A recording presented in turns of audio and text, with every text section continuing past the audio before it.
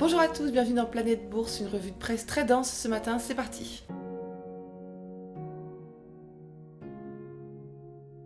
On commence avec l'Europe, la Grèce va acquérir 18 Rafales pour 2,5 milliards d'euros auprès de Dassault Aviation. 6 avions de chasse neufs et 12 d'occasion viendront remplacer la flotte de Mirage français acquise il y a 30 ans par la Grèce.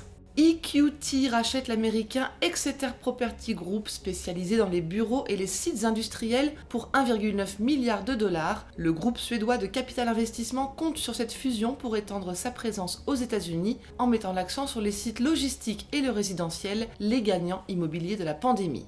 Shell s'empare d'Ubitricity, le plus grand réseau de recharge de véhicules électriques du Royaume-Uni. Par cette opération, la multinationale anglo-néerlandaise confirme l'élargissement de ses activités en dehors du pétrolier et vers l'électrique. Le montant du deal n'est pas dévoilé. AMC Entertainment devrait échapper à la faillite. L'exploitant de cinéma a collecté 917 millions de dollars sur les marchés au cours du dernier mois en émettant actions et obligations à tour de bras.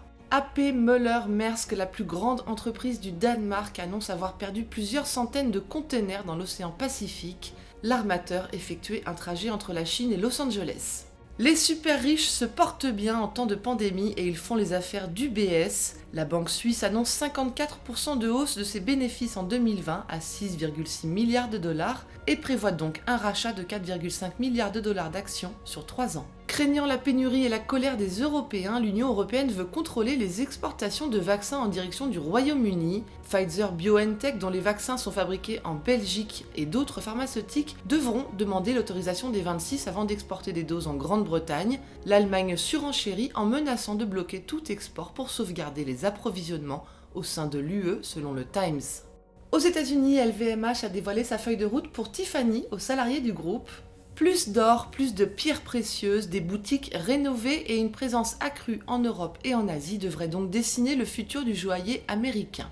Léon Black n'était pas impliqué dans les activités criminelles de Jeffrey Epstein, mais il va quand même quitter son poste. Le PDG et fondateur d'Apollo Global Management a été blanchi par l'enquête qui révèle des paiements plus importants que prévu mais justifiés aux financiers tombés pour trafic sexuel impliquant des mineurs. Amazon annonce 3000 embauches sur son site de Boston pour soutenir son expansion. Le Wall Street Journal rappelle que le géant du e-commerce est le deuxième plus grand employeur des États-Unis avec 800 000 salariés sur le territoire. UPS se sépare de son activité de camion pour se concentrer sur la livraison de petits colis. L'unité transport routier de marchandises est cédée au rival TFI International pour 800 millions de dollars. Et enfin, la bataille des élections se poursuit. Google stoppe ses dons aux membres du Congrès américain qui ont voté contre les résultats des élections présidentielles et annonce réévaluer sa position en matière de contribution politique. Et Twitter suspend définitivement le compte de Mike Lindell, le PDG de MyPillow, pour désinformation électorale. En Asie, en dépit de la pénurie de puces, Toyota confirme ses objectifs de production.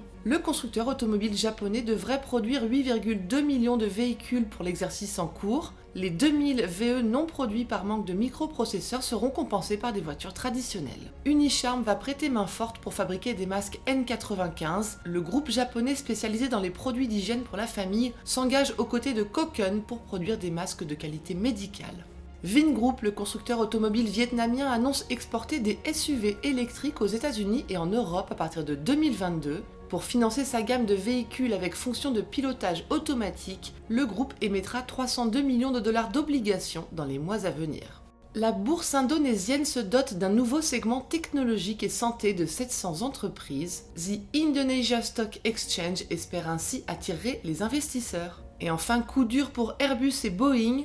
Les 3 principales compagnies aériennes chinoises suspendent la livraison de 100 appareils des avionneurs européens et américains et leur préfèrent le constructeur national Commercial Aircraft Corporation of China ou COMAC. China Southern Airlines, China Eastern Airlines et Air China devraient toutefois honorer leurs commandes dans les années à venir. Voilà ce qu'il fallait dire aujourd'hui sur les unes du monde. Pas de revue de presse demain, je vous retrouve donc jeudi.